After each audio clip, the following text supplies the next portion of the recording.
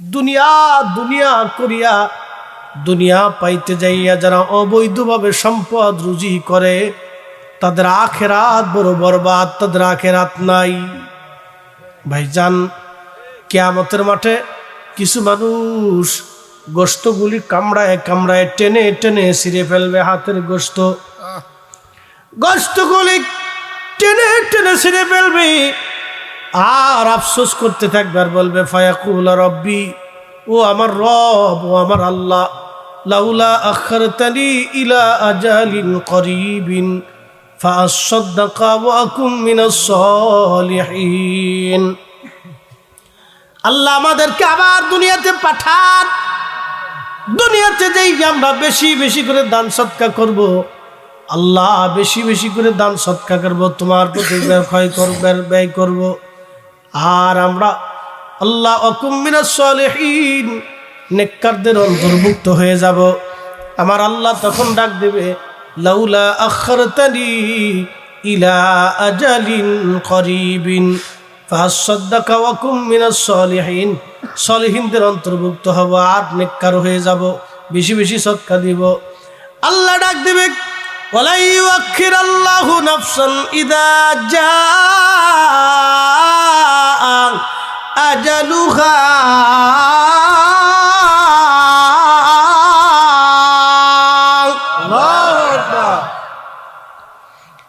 আল্লাহ বলবে বান্দারে, হায়াত শেষ হয়ে গেলে দুনিয়াতে থাকার আর সুযোগ নাই, আর একবার কবরে চলে গেলে দুনিয়াতে আর আসার কোনো সুযোগ নাই। আল্লাহ রাসূল বলেন আমার উম্মত মানুষ মারা যাওয়ার পরে তিনটা দরওয়াজা, তার নেকের দরজা খোলা থাকে, তার সব দরজাগুলি বন্ধ হয়ে যায়, আর কোনো পদ্ধতিতে তার কাছে নেকি আসে না, মাত্র তিনটা দরজা খোলা থাকে। এক নম্বর দরজা হলো ইলমের, এক নম্বর দরজা হলো সদকায়ে জারিয়া। বলে হুজুর সদকায়ে জারিয়া কি? সদকায়ে জারিয়া মানে প্রবাহিত সওয়াব, জারিয়া মানে প্রবাহিত। ঝর্ণার ভিতর থেকে পানি দেখবেন অনর্গল পড়তে থাকে, এই পানি কখনো বন্ধ হয় না, মেশিন লাগে না, আপনার তেল মোবিল ইঞ্জিন মেশিন কিচ্ছু লাগে না, ওটা অটোমেটিকভাবে আল্লাহর পক্ষ থেকে পড়তে থাকে, চলতে থাকে। মাটির নিচ থেকে দেখবেন আপনার পাতালের ভিতর থেকে মাটি ফেরে ফেরে পানি বের হতে থাকে, এটা সবসময়ের জন্য উঠতেই থাকে। বন্ধু আমার, সদকায়ে জারিয়া ওই রকম প্রবাহিত সওয়াব। আপনি কবরে চলে যাবেন কিন্তু নেকি বন্ধ হবে না। প্রশ্ন রাখবেন হুজুর কবরে চলে যাব নেকি বন্ধ হবে না, সেই পদ্ধতি কোনটা? আপনি একটা মসজিদ বানায় রেখে গেলেন, মসজিদে টাকা দিয়ে থুয়ে গেলেন, মসজিদে আপনি দান করলেন, ওই মসজিদে জোহরের আজান হবে, আজানে যে সওয়াব, আপনি 100 টাকা দান করলে সেই সওয়াব।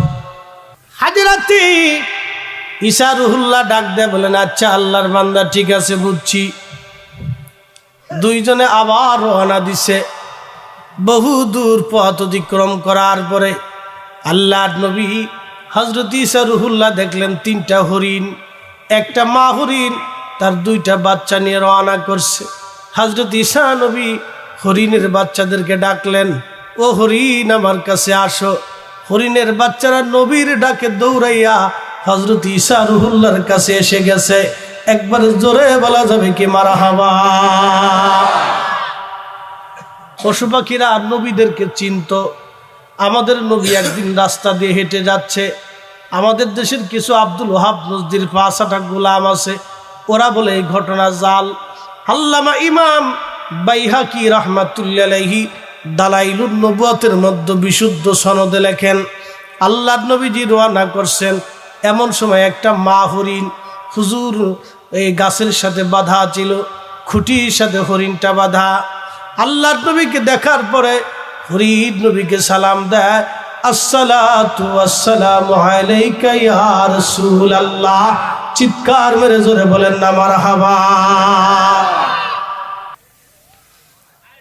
মনোযোগ দিয়ে শুনিয়া যান। হরিণ ডেকে বলে ইয়া রাসূলুল্লাহ, আপনাকে ডাকি গো নবীজি, বিপদে পড়িয়া নবীজি ডাক দেয়া বলেন, হরিণ কি চাও বলো। বলে, হুজুর ওই পাহাড়ের জঙ্গলে আমার বাস, একটা লোক আমাকে ধরে নিয়ে আসছে, খুঁটির সঙ্গে বেঁধে রাখছে। নবী গো, আমার 2টা বাচ্চা আছে, ইয়া রাসূলুল্লাহি আপনি যদি ছেড়ে দেন ওই বাচ্চাদেরকে আমি দুধ পান করাবো। হুজুর আমি হরিণ ওয়াদা করলাম আবার আপনার কদমে আমি ফিরে আসবো। না না, চিৎকার মেরে জোরে বলেন আল্লাহু আকবার। একটা পশু জঙ্গলার প্রাণী নবীর সাথে ওয়াদা করে, বলে হুজুর আমার 2টা শাবক আছে, বাচ্চা আছে, ওরা ক্ষুধার্ত, আমি মা সহ্য করতে পারতেছি না। নবী গো আপনাকে দেখে ডাকতেছি গো নবী, দয়া করে বাঁধন খুলে দেন, আমি বাচ্চাদেরকে দুধ পান করাইয়া আবার ফিরে আসবো। খমনাবাসী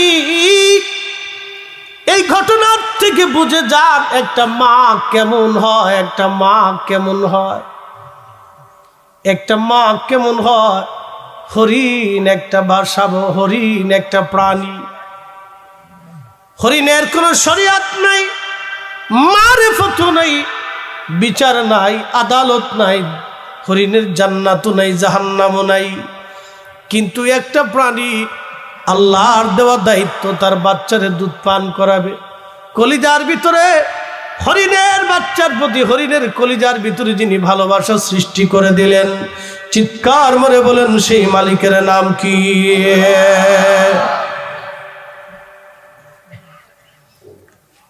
সেই মালিকের নাম আল্লাহ। তাহলে আল্লাহর ভালোবাসা কত? নবীজি একদিন দেখে বলে, সাহাবীরা রে 100 গুণ ভালোবাসাটাকে আল্লাহ প্রত্যেক ভাগে ভাগে ভাগ করে 100 ভাগ করলেন। একটা ভাগ ভালোবাসা আল্লাহ সমগ্র সৃষ্টির মধ্যে আল্লাহ বন্টন করে দিলেন। 99 ভাগ ভালোবাসা আল্লাহ তার।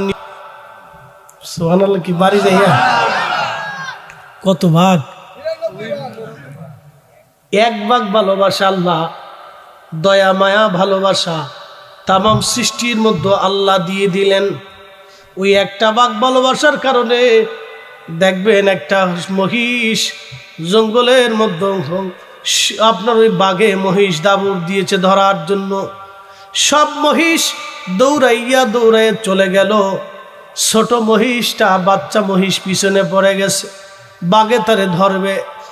এমন সময় মা মহিষ আর দৌড়ায় যায় না, সে বাঘের সাথে বাচ্চা বাঁচানোর জন্য মারামারি করে। কি কথা বলেন ঠিক কিনা? আপনাদের দেশে মুরগা আছে না? মুরগার বাচ্চা দেখবেন, বাচ্চাদেরকে নিয়ে মুরগায় জঙ্গলে যায়, ওই খুঁটে খুঁটে বাচ্চাদেরকে খাবার খাওয়ায়, খুঁটে খুঁটে বাচ্চাদেরকে খাবার খাওয়ায়, এক একটা ডাক দেয়, শব্দ করে, সব বাচ্চারা দৌড়ে আসে। জীবনে ওই মুরগার বাচ্চা মাদ্রাসা মক্তবে পড়াশোনা করে নাই, কিন্তু মুরগায় যখন ডাক দিছে সব বাচ্চা দৌড়ায় চলে আসছে। কি কথা কন না কেন? মুরগায় ডাক দিয়ে মুরগার বাচ্চা দৌড়ায় মায়ের কাছে আসে। আর আমরার মানুষের বাচ্চা মানুষে ডাক দিলে মার কাছে আসতে চায় না, ও সারা রাত ঘুরে খেলে ঢ্যাং ঢ্যাং ঢ্যাং ঢ্যাং করে ঘুরে বাগায়, ফেসবুক টিপে বেড়ায়, গাঁজা মাজা বিড়ি বিড়ি খাইয়ে বেড়ায়। এই বাচ্চা পালার চাইতে কুত্তার বাচ্চা পালা ভালা। হোমনাবাসী আল্লাহর কাছে দয়া মায় 100 ভাগের 99 ভাগ আল্লাহর কাছে। সাহাবীরা বলল, হুজুর ওই 99 ভাগ দয়া দিয়ে আল্লাহ কি করবে? নবী বললেন, সাহাবীরা রে, কিয়ামতের মাঠে আমার মালিক যখন বিচার শুরু করে দিবে, আমার মালিকের দরবারে যখন আসামি হয়ে যাবে, আল্লাহ গুনাহগার বান্দাদের দিকে ওই 99 প্রকার দয়া দিয়া বিচার করিয়া করিয়া আমার আল্লাহ ক্ষমা করিয়া করিয়া আল্লাহর বান্দাদেরকে আল্লাহ জান্নাতে পাঠাই দিবে। না না, একসাথে জোরে বলেন, আরো জোরে বলেন। কিন্তু জান্নাতে যাওয়ার আগে, কিয়ামত হওয়ার আগে, দুনিয়ার থেকে মরার পরে যে কিয়ামত পর্যন্ত বাটাম চলান আছে। হামনার মুসলমান মা হরিণ ডেকে বলল, হুজুর আমি আবার ফিরে আসবো আমার বাচ্চাদেরকে দুধ পান করাইয়া। হরিণের বাঁধন খুলে দিলেন নবীজি। হরিণ দৌড়াইয়া দৌড়াইয়া চলে গেল জঙ্গলে, পাহাড়ে তার বাচ্চাদেরকে দুধ পান করাইয়া। ওই বাচ্চারাও মায়ের কোল আর ছাড়ে নাই, মায়ের পিছে পিছে বাচ্চারাও দৌড়ায় আসছে। আল্লাহু আকবার। বাচ্চারা দৌড়ে আসছে, ইতিমধ্যে মালিক আসছে। মালিক যে হরিণ ধরে নিয়ে আসছে সে এসে নবীজিকে সালাম দিল, বলে হুজুর এখানে হরিণ বাঁধা ছিল। আল্লাহর নবী বলেন, সাহাবী আমি হরিণ ছেড়ে দিয়েছি। বলে ইয়া রাসূলুল্লাহ, হরিণ তো অধিকারে আমার, আমি ধরে নিয়ে আসছি, এটা আমার হক, আপনি কি করে ছাড়লেন? আল্লাহর নবী ডাক দেয় বলেন, সাহাবী ওই হরিণ আবার ফিরে আসবে, আমার সাথে ওয়াদা করছে। বলে হুজুর পশু কি আর কোনোদিন ছেড়ে দেওয়ার পরে ফিরে আসে? আল্লাহর নবী বলেন, হ্যাঁ হরিণ আমার সাথে ওয়াদা করছে, অবশ্যই হরিণ আবার আমার কাছে ফিরে আসবে। একবার জোরে বলা যাবে কি আল্লাহু আকবার। হোমনাবাসী মনোযোগ দেন। মা হরিণ চলে যাওয়ার পরে বাচ্চাদেরকে খাওয়াই আবার বাচ্চা কাচ্চা সহ নবীজির সামনে চলে আসছে। সুবহানাল্লাহ কইতেন না? হরিণের সাথে নবী কথা বলে, এই বিদ্যা শিখার জন্য বুঝি বাংলাদেশের মাদ্রাসায় ছিল? কোন প্রাণী বিশ্ববিদ্যালয়ে পড়া লাগছে? হরিণ নবীর সাথে কথা বলে, নবী হরিণের সাথে কথা বলে, এটাই নবী।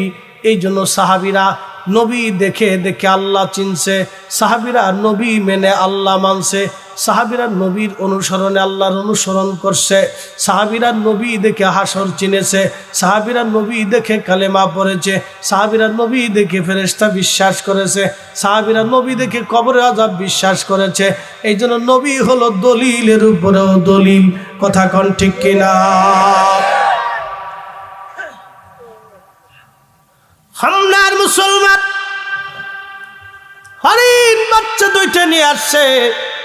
সাহাবী ডাক দে বলেন, ইয়া রাসূলুল্লাহ হরিণ চলে গেল, আবার হরিণ আসি প্রথম দেখলাম। নবী গো জান, আমি হরিণটাকে মুক্ত করে দিলাম, ওকে আজাদ করে দিলাম। হরিণকে নবীজি বললেন, হরিণ তুমি তোমার বাচ্চা নিয়ে চলে যাও, মালিক তোমাকে আজাদ করে দিয়েছে। হরিণ নবীজিকে সালাম দিয়ে দিয়ে খুশি মনে বাচ্চা নিয়ে দুলতে দুলতে বাচ্চা নিয়ে হরিণ চলে গেল। চিৎকার মেরে জোরে বলেন না ইয়া রাসূলুল্লাহ। যারা বিয়ে করছেন, যারা করেন নাই, তারা আজকে একটা সূত্র শুনে যান, সারা জীবন আপনি মনে রাখবেন, পস্তাইতে হবে না। বলে হুজুর কি সূত্র? শুনে যান। আজকে পেটে যখন বাচ্চা ধারণ হয়, একটা মা যখন অন্তঃসত্ত্বা হয়, পেটে যখন তার বাচ্চা আসে, তখন বাচ্চা আসার পরে 6 মাস লাগে এই বাচ্চাটা বড় হতে, হৃষ্টপুষ্ট হতে আরো কিছুদিন সময় লাগে। 10 মাস 10 দিন হলো সর্বোচ্চ সীমানা, 6 মাস হলো সর্বনিম্ন সীমানা। 6 মাস থেকে 10 মাস 10 দিন পর্যন্ত বাচ্চাটা মায়ের পেটের মধ্যে বড় হতে থাকে। ডাক্তার বলে বাচ্চা যদি হৃষ্টপুষ্ট চান তাহলে মহিলাকে ভালো খাওয়াইতে হবে, দুধ খাওয়াইতে হবে, ফল ফ্রুট খাওয়াইতে হবে, শাকসবজি খাওয়াইতে হবে, তার রক্ত যাতে অসুবিধা না হয়, পুষ্টি যাতে হয়। কারণ মায়ের পুষ্টির কারণে বাচ্চার পুষ্টি হয়, মা খাইলে বাচ্চা খাওয়া হয়, মা ভিটামিন খাইলে বাচ্চার ভিটামিন খাওয়া হয়, মা সুস্থ থাকলে বাচ্চা সুস্থ থাকে। এই জন্য আল্লাহ রসুল বলেন, আমার উম্মত তোমরা গর্ভবতী নারীদেরকে খাওয়াবা তাজা তাজা খেজুর, তোমরা তোমাদের বাচ্চাদেরকে তাজা তাজা খেজুর খাওয়াবা। আর আমার উম্মত কোনো না কোনো দিন প্রত্যেক দিন কিছু না কিছু দুধ পান করা উচিত, কারণ প্রত্যেক দুধের মধ্যে তৃণভোজের সব কিছুর ভিটামিন প্রোটিন দুধের মধ্যে থাকে। আল্লাহর নবী 1450 বছর আগে বললেন দুধ হলো আদর্শ খাবার, আর 1450 বছর পরে বিজ্ঞান এসে বলল দুধ আদর্শ খাবার। আদর্শ খাবার নবীজি গবেষণা করার আগেই 1450 বছর আগে আল্লাহর নবী বলে গেছেন দুধ আদর্শ খাবার।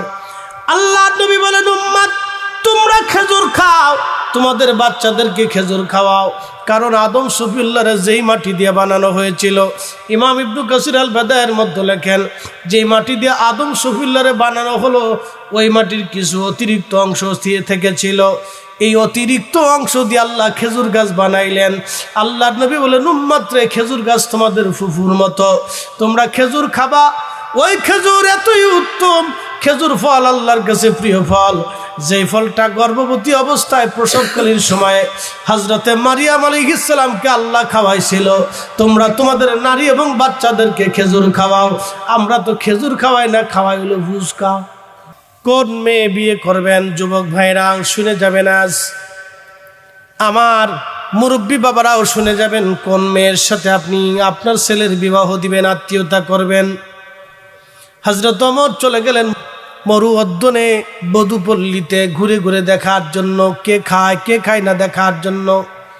কারণ যারা শহরে থাকে সাধারণত কোনো না কোনো রুজি টুজি দিয়ে তারা রুজি করতে পারে। ঢাকা শহরে যেই বেটা রিক্সা চালায় মিনিমাম হলো 1000 টাকা তার রুজি আছে প্রত্যেক দিন। যে বেটা ফুচকা বেচে খায় তার মিনিমাম হলো 2000 টাকা রুজি আছে। যে বেটা রাস্তার পাশে বাদাম বেচে খায় তারও মিনিমাম 1000 টাকা প্রত্যেক দিন ঢাকাতে রুজি আছে। কি কথা ঠিক কিনা?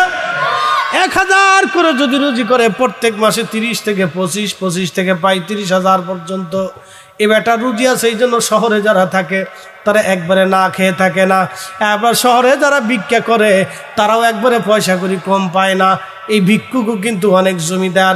এক পা কাটা বেডি ভিক্ষা করে, জিজ্ঞেস করলাম কত কামা, মাসে 2 লাখ। আর করবো না, কেন বাড়ি বিল্ডিং দিছি।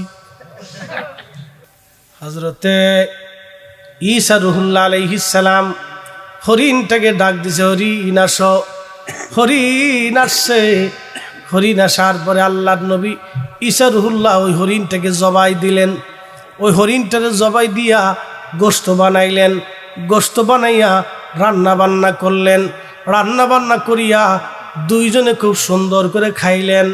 খাবার শেষ হয়ে যাওয়ার পরে হযরত ঈসা আলাইহিস সালাতু ওয়াস সালাম এরপরে ওই হরিণের হাড্ডিগুলি সব একত্রিত করলেন।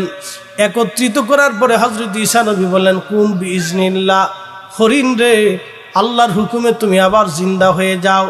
হাড্ডি থেকে হরিণগুলি আবার গোশতে পরিণত হইয়া একটা হরিণের বাচ্চা হইয়া আবার লাফায়া লাফায়া হরিণ চলে গেল। চিৎকার মেরে জোরে বলেন আল্লাহু আকবার। রওনা দেওয়ার পরে হযরত ঈসা আলাইহিস সালাতু ওয়াস সালাম আরো বহু দূরে পথ অতিক্রম করলেন। বহু দূরে পথ অতিক্রম করার পরে হযরত ঈসা রুহুল্লাহ আলাইহিস সালাতু ওয়াস সালাম কিছু মাটির দলা স্তূপকে একত্রিত করলেন।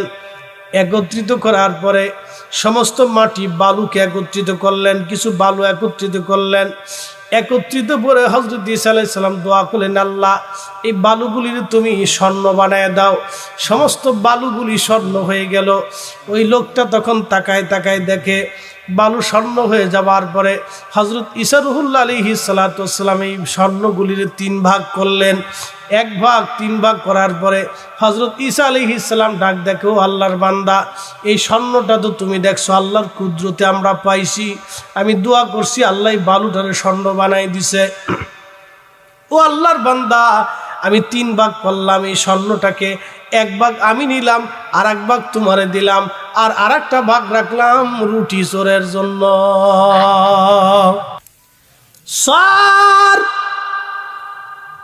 রুটি পাইয়া বিরাট বড় খুশি, অনেক বড় খুশি হয়ে গেল চোর। ওই স্বর্ণগুলি পাইয়া চোর খুশি হয়ে গেল। এবার এই চোর হযরত ঈসা রুহুল্লাহ আলাইহিস সালাম চলে গেলেন। কিন্তু এই মরুভূমির রাস্তায় ও যখন স্বর্ণপণ ওইগুলি নিয়ে আসছে তখন আরো 2 জন লোক ওই রাস্তা দিয়ে যাওয়ার সময় দেখে ওই লোকটার কাছে স্বর্ণ। তখন ওই 2 জন লোক আইসে ওরে যাইতে ধরছে, কে এত স্বর্ণদানা সোনাদানা কই ফাইলি, আমরারও যদি না দিস তাহলে তোরে আজ মেরে ফেলবো। তখন ওই লোকটা ডাক দেখে, দেখো আল্লাহর বান্দারা, এই সোনা দানা যা কিছু আছে তোমরা আমার জানে মাইরো না। আমরা 3 জন, তোমরা তো 2 জন আর আমি 1 জন, আমরা 3 জন এই সোনা দানা ভাগ করে নিয়ে যাই। লোভে পাপ পাপে মৃত্যু। কি কথা কোন ঠিক কিনা? অতি লোভে তাতি নষ্ট। বেশি লাভ করলে আমু যায় সালাও যায়, বেশি লোভ যারা করে আমু যায় সালাও যায়।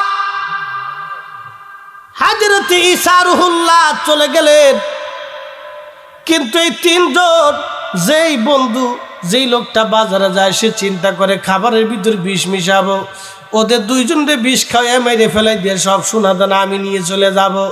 আর ওই দুইজন বসে বসে চিন্তা করে, দোস্ত শুনছনি, যারে খাবারের জন্য পাঠাইছি ও আসার পরে ওরে সোনা দিয়ে লাভ কি, আমরা খাবো, খাওয়ার আগে ওরে আমরা মার্ডার করে ফেলবো। আমরা মার্ডার করে ফেলে তারপরে আমরা সোনা দানা ভাগ করে নিয়ে চলে যাব। দুইজনে কহা আচ্ছা ঠিক আছে। ওই লোকটা চলে গেল বাজারে, খাবার কিনছে, বিষও কিনছে, খাবার কিনছে, বিষও কিনছে, খাবারের ভিতরে বিষ মিশাইয়া এরপরে খাবার নিয়ে আসছে। খাবার নিয়ে যখন আসছে তখন ওই দুইজনের এই লোকটারে ভিড়াইয়া কুবায়া কুবায়া তারপরে এই লোকটারে হত্যা করে ফেলছে। বাকি আছে দুইজন, একজন আর একজন মনে মনে চিন্তা করে, তোরও আমি যদি মাইরে ফেলতে পারি তাহলে সোনা দানা সব আমার হয়ে যাবে। দুইজনে নিয়ত করে ফেলছে দুইজনকে মেরে ফেলবে। তখন একজন কয়, দোস্ত একটা কাজ করি, শোনো, ও তো খাবার নিয়ে আসছে, ওরও তো মেরে ফেললাম, সোনা দানা যা আছে সব তো এখন আমাদের, আসো আগে ক্ষুধা তো লাগছে, খাইয়ে দিয়ে লই, তারপরে বাগাবাগি করবানি। দুইজনে ওই বিষ মাখা খাবার যখন খাইলো তখন দুইজন বিষ মাখা খাবার খাইয়া দুইজন জায়গার উপরে নিহত হয়ে পড়ে রইল। তিনটা লাশ এক জায়গা পড়ে আছে, সোনা দানাও জায়গা মতো পড়ে আছে। হযরত ঈসা নবী ওই রাস্তা দিয়ে যাওয়ার সময় দেখে, আহা, আল্লাহর বান্দা, সম্পদের জন্য তিনটা লোক মার্ডারাজ হয়ে গেছে। আমার দেশে ওই রকম সম্পদ নিয়ে বহু জায়গা কামড়া কামড়ি, মারামারি, পারাপারি, কিলে কিলি, গুতাগুতি, হামলা মামলা। কথা কোন ঠিক কিনা? সুবহানাল্লাহ বললেন না? না একসাথে জোরে বলুন। আপনি মসজিদ বানায় রেখে গেছেন, কবরে চলে গেছে, সন্তান ভুলে যাবে, মেয়েরা ভুলে যাবে, আত্মীয় ভুলে যাবে। এই আপনার কৃষ্ণপুরে, এখানে তো আগে হিন্দুদের বসবাস ছিল, তাই না? এই জন্য নাম ছিল কৃষ্ণপুর। হিন্দু সম্প্রদায়ের লোক আগে বসবাস ছিল। আগে প্রত্যেক মাগরিবের সময় উলু উলু আওয়াজ আসতো, সকালে আসতো, তাদের ধর্মের সিস্টেম অনুযায়ী তারা করত। এখন কিন্তু আজানের আওয়াজ আসে। সুবহানাল্লাহ, একসাথে বলবেন না আল্লাহু আকবার। কিসের আওয়াজ আসে? আজানের আওয়াজ আসে। মোহতারাম, 50 বছর আগে যারা কবরে গেছে, অনেক মানুষের কবর আজকে নিশ্চিহ্ন হয়ে গেছে। সন্তান ভুলে গেছে। কে ভুলছে? আপনাদেরকে আজকে বাস্তবতা থেকে বুঝাই। যদি আপনার কাউকে জিজ্ঞেস করি, বাপ দাঁড়ান তো, দাঁড়ায় যদি বলি যে বলেন তো আপনার দাদার বাপের নাম কি ছিল, আপনি বলবেন যে দাদার বাপ দিয়ে আমি কি করব, এর নাম দিয়ে কি করব, কত আগে মরে গেছে, তার দিয়ে আমার কি দরকার। অনেকেই জিজ্ঞেস করলে বলতে পারবে না, কারণ দাদার বাপের প্রতি আপনার কোনো ফিলিংস নাই, মানে আপনার কোনো চাহিদা নেই, প্রয়োজন নেই। আচ্ছা, নামটির যদি প্রয়োজন না থাকে তাহলে আপনি বুঝে গেল তার কবরের পাশে আপনি কোনোদিন দাঁড়ান নাই। তাহলে আপনার পরবর্তীতে আপনার নেক্সট জেনারেশন, আপনার ছেলে, আপনার নাতি, আপনার পুতি এরকমই হবে। পুতি ভুলবে, নাতি ভুলবে, ছেলে ভুলবে, বংশ ভুলে যাবে, পরবর্তী প্রজন্ম ভুলে যাবে। 50-100 বছর পরে আপনার কবরের পাশে দাঁড়ানোর কেউ নাই, কিন্তু মসজিদ আপনাকে ভুলবে না।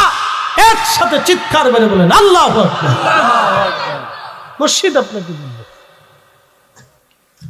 50 বছর পরে যদি আজান হয়, আল্লাহু আকবার, আল্লাহু আকবার, আল্লাহু আকবার, আল্লাহু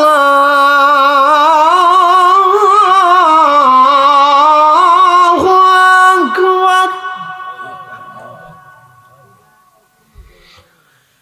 আশহাদু আল্লা ইলাহা ইল্লাল্লাহ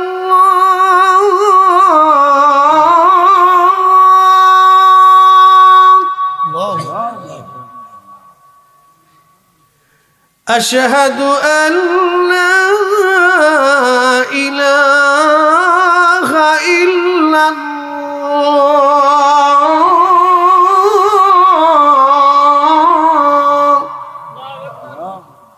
এই যে প্রত্যেক হরফে হরফে নেকি আছে না ভাই? 50 বছর পরে এই নেক আমলটা আপনার কবরে চলে যাবে। 5 ওয়াক্ত আযান হবে, নামাজ হবে, প্রত্যেক মুসল্লির 5 ওয়াক্ত নামাজের নেকি। আপনি মসজিদে টাকা রেখে গেছেন, সব ভুলে গেল, কিন্তু মসজিদ আপনাকে ভুলে নাই। ওই নেক আপনার আমল নামায় কবরে অটোমেটিক চলে যাবে। একসাথে জোরে বলেন সুবহানাল্লাহ। না না, আরো জোরে বলেন। তাহলে বলেন, মসজিদে দিলে লাভ না লস? লাভ না লস? আপনার জীবনের সবকিছু যদি দিয়ে দেন তাও কোনো লস নাই, কারণ এটা আপনি আর কাউরে দেন নাই, এটা আপনি আপনার নিজের জন্য আল্লাহর আমানতে জমা দিয়ে গেছেন। সুবহানাল্লাহ, ঠিক কিনা?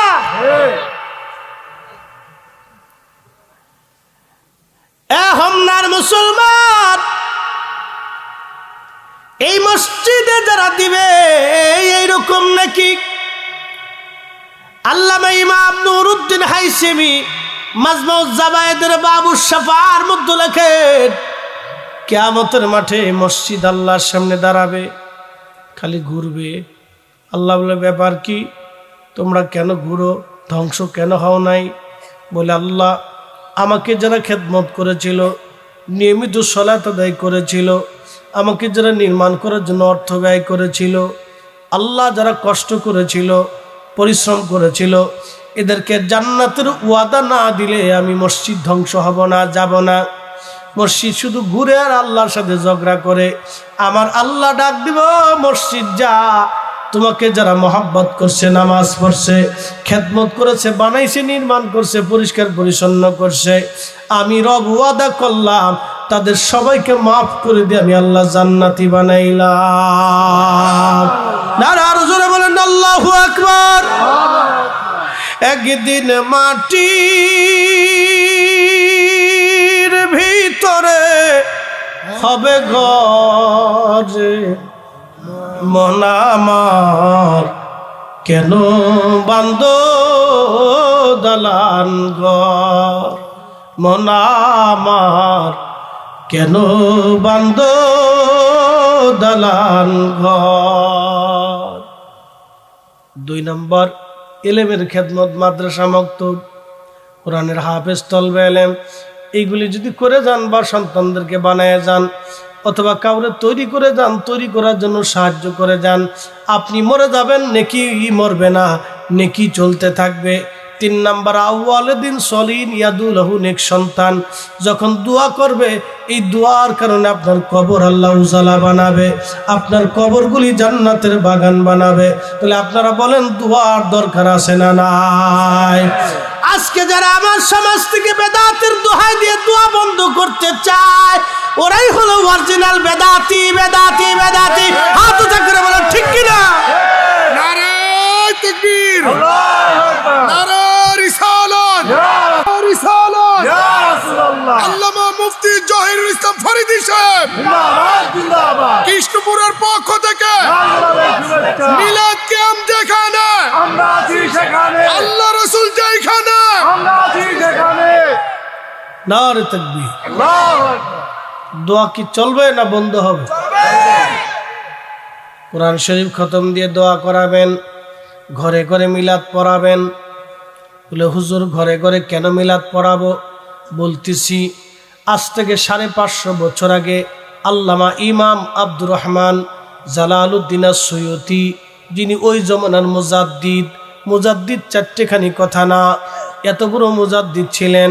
75 বার আল্লাহর নবীর সঙ্গে তার স্বপ্ন দেখা হলো, 33 বার জাগ্রত হালতে আমার নবীজির সাথে তার জিয়ারত নসিব হয়ে গেল।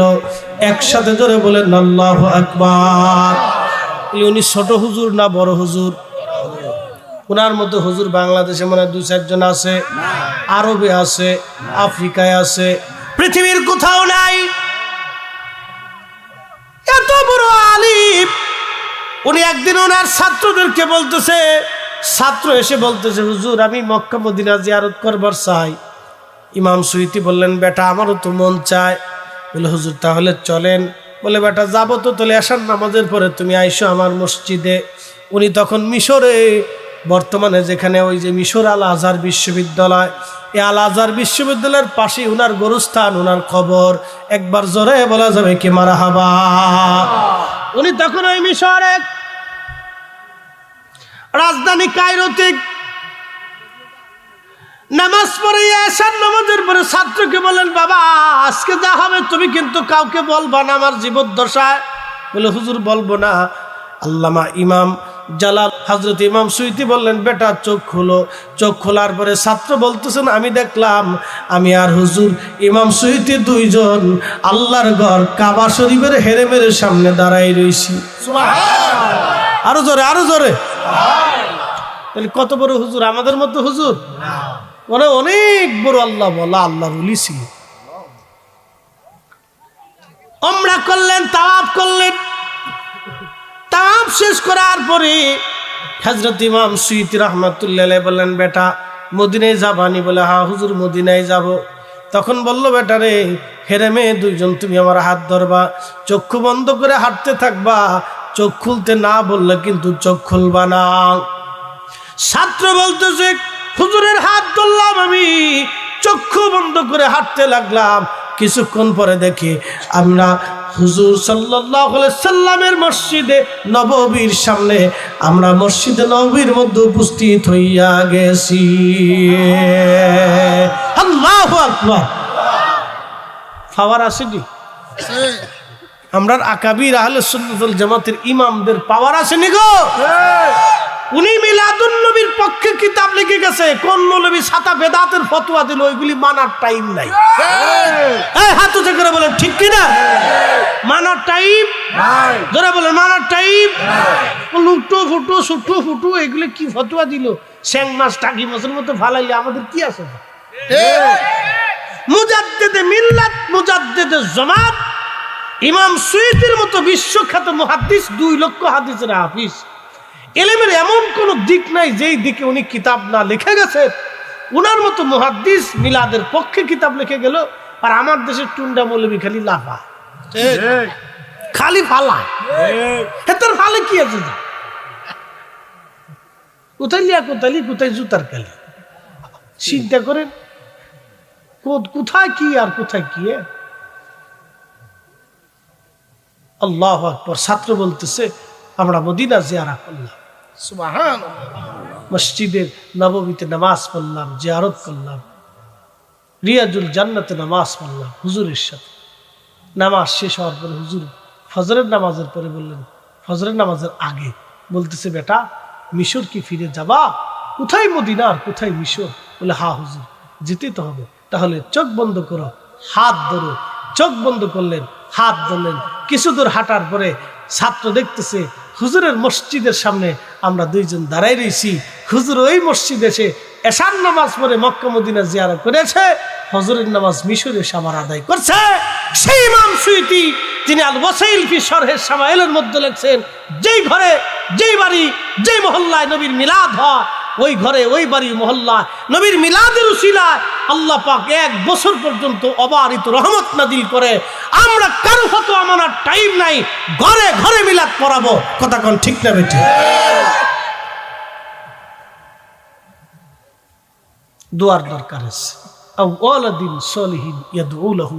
মিলাদ বেশি বেশি হইলে ঘরে ঘরে দোয়া চালু হবে, নবীর দুরূদ চালু হবে। কি কথা ঠিক কি না? দুরূদ চালু হবে, মিলাদ চালু হবে। টুন্ডা মৌলবী ফতোয়া দেয়, কয় নিজের দোয়া নিজে করেন, হুজুর ভাড়া করার দরকার কি, লোক ভাড়া করে আনার দরকার কি? কত বড় শয়তান চিন্তা করে। আজাজিল কোথাকার? দোয়া আলেমরা করবে না তো সুরে দোয়া করবে নাকি? আলেমরা হলো দেশের শ্রেষ্ঠ সন্তান। আলেমরা হচ্ছে যুগের শ্রেষ্ঠ, রসুলের ওয়ারিস। তারা দোয়া করবে না তো কে দোয়া করবে? এদেশের মানুষ আলেমদেরকে এত পরিমাণে শ্রদ্ধা করে, আমি দেরি করে আসার পরও কিন্তু আপনারা একটা কথা বলেন নেই। অন্য কোনো মজলিস হলে কিন্তু লাফালাফি ফাটাফাটি কিলিকিলি হয়ে যেত। কি কথা কর না কেন? লাফালাফি মারামারি কিলিকিলি হয়ে যেত। যে দেরি করে এসে গা এসে খা, মিছিল শুরু হয়ে যেত। কিন্তু আপনারা একটা কথা বলেন নেই, কারণ আলেমের সম্মান আপনারা সর্বোচ্চ দেন। আপনার বাড়ির ভালো খাবারটা আলেমদের জন্য বরাদ্দ হয়। মাদ্রাসার তলবে আলেমরা আপনাদের বাড়িতে খায়, লজিন মাস্টার থাকে, লজিন মাস্টারের মাস্টার নিজে মহিলা, এ চিন্তা করে আমার বাচ্চারা খাক বা না খাক, এই ছেলেটা আমার বাড়ি খেয়ে মাদ্রাসায় পড়াশোনা করে ভবিষ্যতে আলেম হবে, ভালো ডিমটা ভালো তরকারিটা ওই বাচ্চার জন্য আলাদা কোনায় রেখে দেয়, মহিলা ওই বাচ্চাটাকে খাওয়া। একটাই চিন্তা, ছেলেটা আলেম হয়ে আমার জন্য দোয়া করবে। ছেলে এমন এক মাদ্রাসায় পড়ছে দোয়াই মানে না, বেডি ডিমটাই শেষ। কি কথা কর না, এমন এক মাদ্রাসায় পড়ছে দোয়াই মানে না, বেডি ডিম শেষ। যেই মুরগায় ডিম পারছে ওই মুরগার কুতুন্নও শেষ। ডিমটা ফারার সময় তো কষ্ট করে ডিমটা পারছে না নি, আহা কি কষ্টটা হচ্ছে, বুঝতে পারছেন? এই জন্য আপনাদেরকে বলি দোয়া চালু করতে হবে। একসাথে বলবেন আল্লাহু আকবার, খুব মনোযোগ দেন। এর মধ্যে লেখেন হযরত ঈসা আলাইহিস সালাম একদিন রাস্তা দিয়ে পথ চলতে লাগলো। একজন লোক হযরত ঈসা আলাইহিস সালামের সঙ্গী হলো, বলে হুজুর আপনি একা যাবেন, আপনার সঙ্গে আমি হয়ে গেলাম। হযরত ঈসা নবী বললেন ঠিক আছে চলো আমরা দুইজন সফরে বের হই। বহুদূর চলতে চলতে হযরত ঈসা আলাইহিস সালামের কাছে মাত্র 3টা রুটি ছিল, আর কোনো খাবার ছিল না, মাত্র 3টা রুটি। তখনকার দিনের রুটি আর বর্তমানের রুটি কিন্তু এক রুটি না, তখনকার রুটিও ছিল সেই রকম বিরাট বড় বড় রুটি।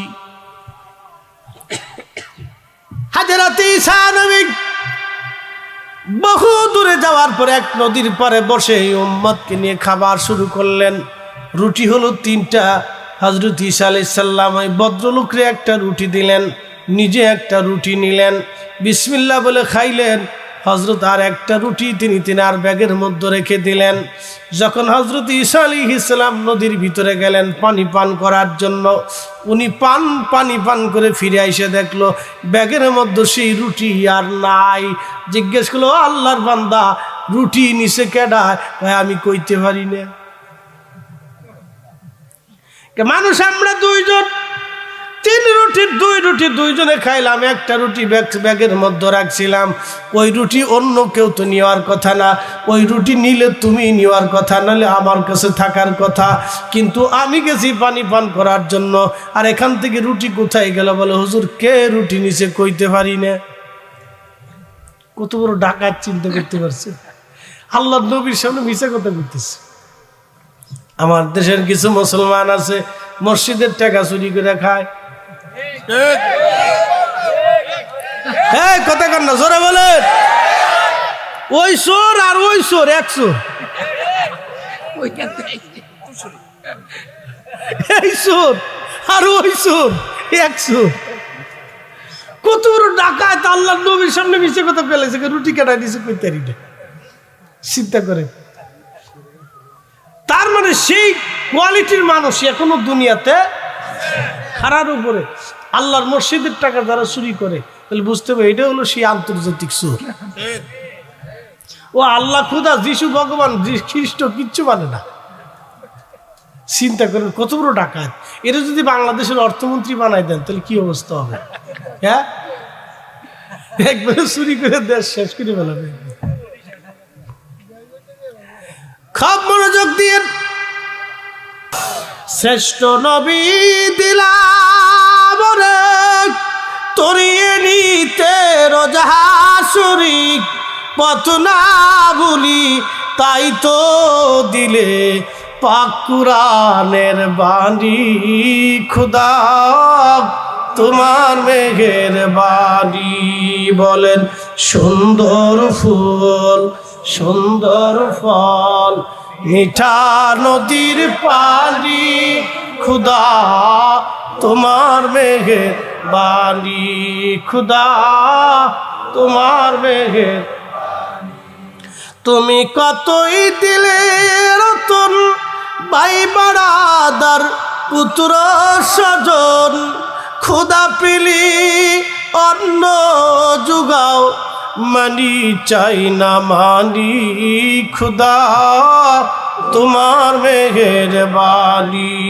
সুন্দর ফুল সুন্দর ফল মিঠা নদীর পানি খুদা তোমার মেহেরবানি। কষ্ট হয়, কষ্ট হয়, চলবে সারা রাত তাবারক আছে, এটা আছে তাহলে বলেন না মারহাবা। তাহলে ইনশাল্লাহ চিন্তার কারণ নেই, ওটা নিয়ে ইনশাল্লাহ খেয়েই তারপরে যাব। যা চলে খুদা আজকে চলবে, দেখি কদ্দুর সালাম যায়।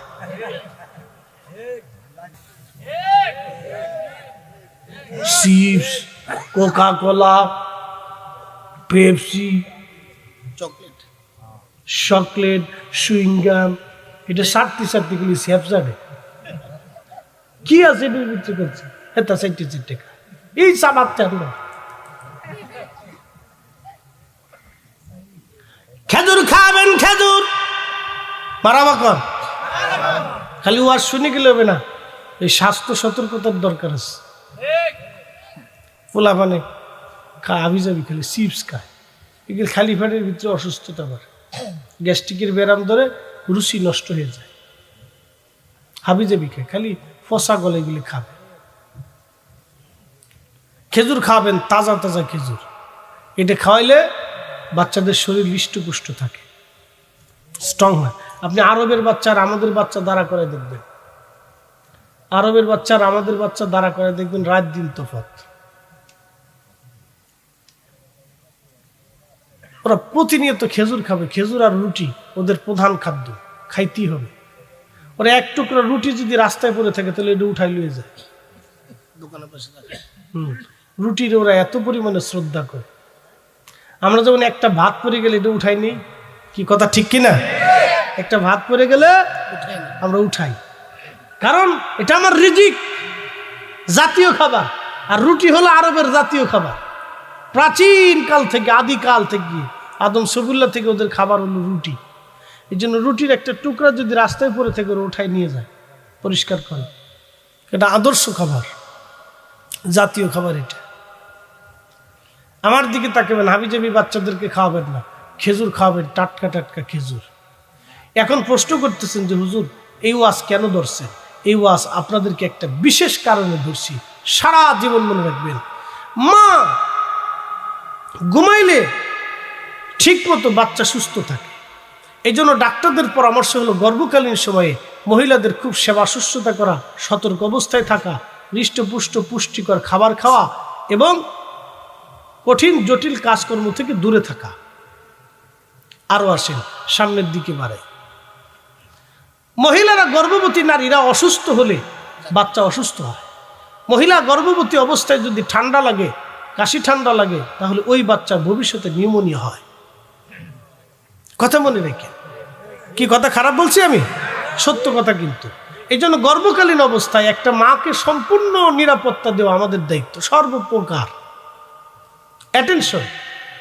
এবার এখন মাসালা, মা অসুস্থ হইলে, ঠান্ডা লাগলে যদি বাচ্চার ঠান্ডা লাগে, মা খাইলে যদি বাচ্চার হৃষ্টপুষ্ট হয়, মা পুষ্টিকর খাবার খেলে যদি বাচ্চার পুষ্টি হয়, মা ঠিক মতো ঘুমাইলে যদি বাচ্চার ব্রেন ঠিক থাকে, সুস্থ থাকে, সুস্থ হয়, তাহলে মা সারা রাত ধরে বাচ্চা নিয়ে টেলিভিশন দেখলে বাচ্চারও টেলিভিশন দেখা হয়। আজকে ঠিক করলেন কে? জোরে কর। এটা উদাহরণ নাকি এত দূর পর্যন্ত ওয়াজ করছি? বেডি বাচ্চা ফেটে নিয়ে সারা রাত স্টার জলসা মারতেছে। উরে সর্বনাশ! ওই স্টার জলসা না দেখলে ভালোই লাগে না। ও বাচ্চা ফেটের থেকে দুনিয়াতে আসার পরে পরের মা চিনে না। ভবিষ্যৎ অন্ধকার, তো আপনাকে বোঝানোর জন্য বলতেছি। এই জন্য আগের দাদি নারীরা বাচ্চা, মায়ের মহিলার পেটে বাচ্চা আসলে তারা নামাজ পড়াইতো, কোরআন পড়াইতো। কথা ঠিক কিনা?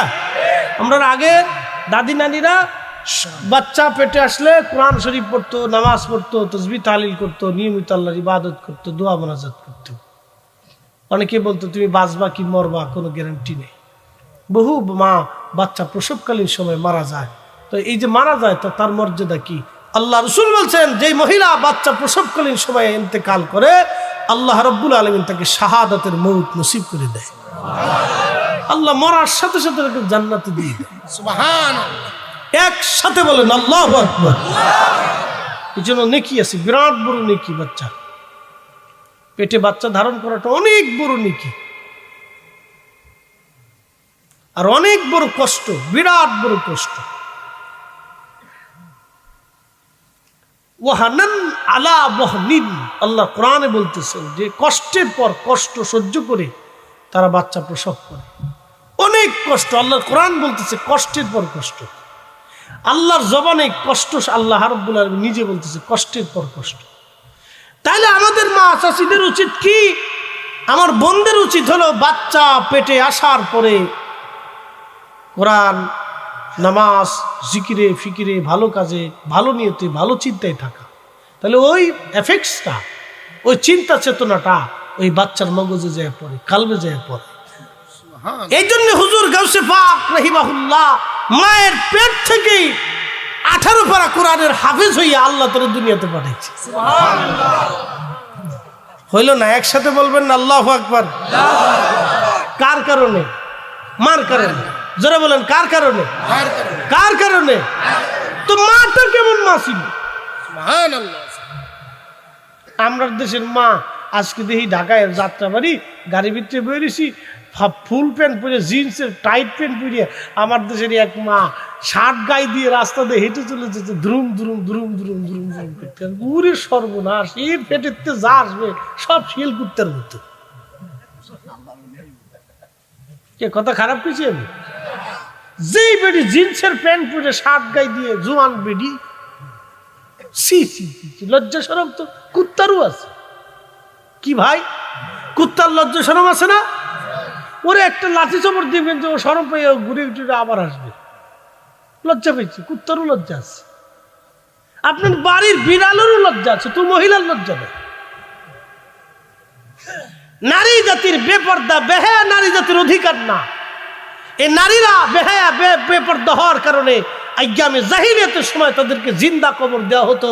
আল্লাহ রাসূলের জাতিকে উদ্ধার করে সম্মান সর্বোচ্চ দিয়ে নবী বললেন মায়ের পায়ের নিচে সন্তানের বেহেশত, একটা মেয়ে একটা জান্নাত।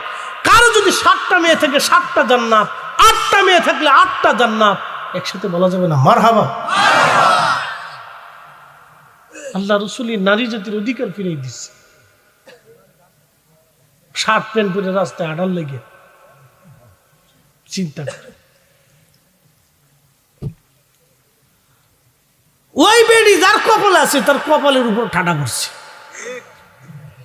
কি কথা কথা না বুঝেন? ওই বেডি যে বিয়ে করছে টিকটক বেডি, ওই বেড়ার কপালে ঠাডা পড়ছে। ঠাডা ঠাডা কথা খারাপ কিছু ভাই? এবার কারে বিয়ে করা লাগবে এটা একটা ঘটনা শোনাই দিয়ে যাই। একসাথে জোরে বলেন আল্লাহু আকবার। না না হয় না, আরো জোরে আরো জোরে আরো জোরে। বেশি রাত করতেছি না, ভয় নাই। এই জন্য একবারে সরাসরি ডাইরেক্ট ওয়াজে চলে গেছে, মোকদ্দমা দিছি না। একবারে ডাইরেক্ট অ্যাকশনে চলে গেছে, মোকদ্দমা কিচ্ছু দিছি না। কারণ ওটা দিতে গেলে আধা ঘন্টা জায়গা, 10-15 মিনিট জায়গা, কোনো সময় নষ্ট করার দরকার নেই। এই জন্য সরাসরি ওয়াজে চলে গেছে। খুব মনোযোগ দিয়ে শুনিয়া যান। তেলের গাড়ি তেলে চলে, হাওয়ার গাড়ি হাওয়ায় চলে, বিনা তেলে চালায় গাড়ি নবী সুলাইমান।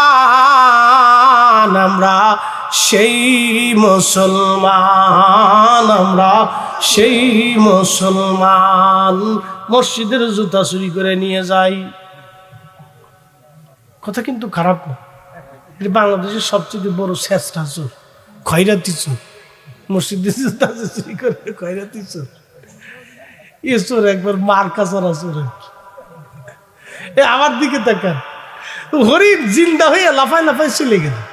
একসাথে বলবেন আল্লাহু আকবার। কি থেকে হরিণ হইলো? হাড্ডি থেকে, হাড় থেকে। ওই লোকটা কিন্তু সব দেখতেছে। ঈসা আলাইহিস সালাম, আমাদের দেশে কিছু নিমক হারাম লোক আছে দেখবেন, যে পাতে খায় এ পাতে বাথরুম করে। কি ভাই আছে না? আপনি তারা খাওয়াবেন, বিপদকালীন সহযোগিতা করবেন, সব কিছু করার পরেও ওই এই দেখবেন যে ও পোল্ট্রি মেরে দিচ্ছে। আছে না ভাই এরকম পোল্ট্রি মারা লোক? তো ঈসা আলাইহিস সালামের সাথে বসিয়া ওই হরিণ গোশত খাইলো, এই ঈসা আলাইহিস সালামের মুজিজা দেখলো। দেখার পরে ঈসা আলাইহিস সালাম ডাক দেখো, আল্লাহর বান্দা, তুমি তো দেখছো আল্লাহ রাব্বুল আলামিন আমারে, আল্লাহর কুদরত তুমি দেখছো, আল্লাহ আমার একটা মুজিজা দিছে, দেখো হরিণটারে আমরা আনলাম, ডাক দেওয়ার পরে আসলো, জবাই করলাম, গোশত খাইলাম, এরপরে খাওয়া শেষ হয়ে যাওয়ার পরে হাড্ডিগুলি ডাক দিলাম, আল্লাহর হুকুম এটা জিন্দা হইয়া আবার হরিণ হয়ে চলে গেল। তুমি যেই মালিকের কুদরত দেখলা, সেই মালিকের দোহাই দিয়ে বললাম, তুমি কও বাকি রুটিটা কে নিছে? একসাথে কইলেন আল্লাহু আকবার। রুটি কয়টা ছিল?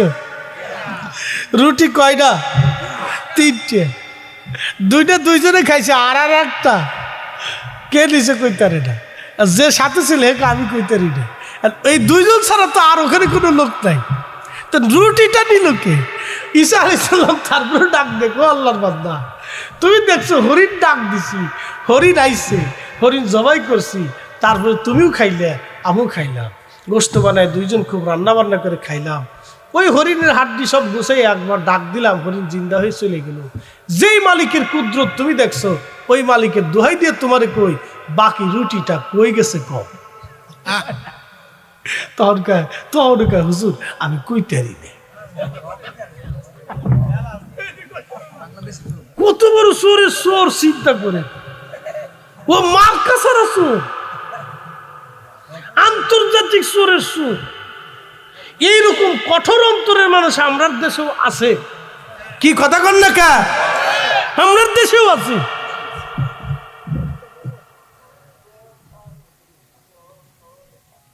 খুব মনোযোগ দিয়ে হযরত ঈসা নবী আলাইহিস সালাম তারপরেও খেদাইলেন না, তারাইলেন না। আচ্ছা চলো, কোন চা কোন তরিকা? এটি চিনি ছাড়া, এটি চিনি দিও। আচ্ছা তাহলে এটি খাই, কারণ ওই চিনি ছাড়া না খেলে আমার ডায়াবেটিসটা আমার ভয় নেই। আমি প্রত্যেক দিনই 20-30 মিনিট দৌড়াই। দৌড়ানো একটা মেশিন কিনছি, চিন্তা করলাম টাইম পাই না, গোসলের আগে একটা দৌড় মারি, 20 মিনিট দৌড়াই, নাহলে তো বিপদ আছে, বুঝছেন? তো ওই চিনি ছাড়া চা খাই কে, বেশি মিষ্টি খেলে কণ্ঠ নষ্ট হয়ে যায়, জানা আছে। মেশিন ঠিক না থাকলে ভাবলি কয়দিন পরে হুজুর আগের মতো আজ করতে আসুস কে, জ্বালা আছে। আমরা জ্বালার কোনো শেষ নেই। একসাথে বলেন তো আল্লাহু আকবার। তাহলে লোভ করে কোনো লাভ আছে? লোভ করা যাবে না। অপরের সম্পদে লোভ করা যাবে না। বাইরে ঠকায় লোভ করা যাবে না। দোকানদার মনে করে কাস্টমার ঠকাইলে মনে আমি জিতে গেছি, কাস্টমার মনে করে দোকানদার ঠকাইলে আমি জিতছি, বাকি আনছে আর দেয় না। 10 বছর পার হয়ে গেছে, দেয় না। আমিও জীবনে বহুত ওয়াজ করছি, ওই ওয়াজ করার পরে টাকা দিত না, মনে চোখ দেন। সে আগের কথা, ছাত্র বয়সে তখন ওয়াজ টোয়াজ করছি, এই 200 টাকা 100 টাকা 50 টাকা দিত। তো অনেকে কইতো হুজুর পরে দেখা করবো না, জানকে আজও পর্যন্ত আর দেখা হয়েছে না। তা আমি চিন্তা করছি কিয়ামতের মাঠে দেখা হইব, হুজুর জানকে বিকাশে পাই দিতে পারি। আর কোনোদিন বিকাশে আসে নাই, বিকাশও শেষ। তো এরকম লোকও আছে। তো যাই হোক, অনেকেই এই জন্য অতি লোভ করা যাবে না, ঠকানো যাবে না। আপনি যদি মানুষ ঠকান, আমি যদি মানুষ ঠকে, তাহলে নিজে ঠকতে হয়। যে ঠকায় সে নিজে ঠকে। ঠিক কি কথা ঠিক কিনা? সে কিন্তু নিজে ঠকে। বহু মুসল্লি আছে মসজিদে দিবার চাইছে, 1000 টাকা দিবানি, আর জীবনে দিছে না। আল্লাহর ঘরে বসে কই এসে আমি দিবানি, আর দেয়নি। মুসলমান সামর্থ্য আছে, দেয়নি। এটা করা যাবে না। সম্পদ কি চিরস্থায়ী ভাই? আমরা কিন্তু কবরে চলে যাব, এটা কিন্তু চিরসত্য। ইটিসতে যাইতেই হবে, আজ অথবা কাল যেতেই হবে, কোন রাস্তা।